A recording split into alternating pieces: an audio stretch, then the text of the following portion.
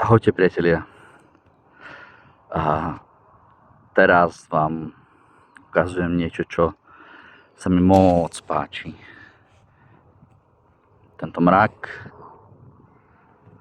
tu jeho tmavosť a tie jeho línie.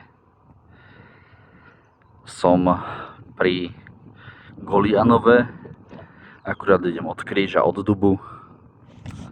Je tu nádherne. Skutočne nádherne. Perfektný výhľad. Nekonečná cyklotrasa od nevidím do nevidím. Jednoducho treba zájsť. Je to pol hodinka z Golianova ku dubu, pol hodinka naspäť.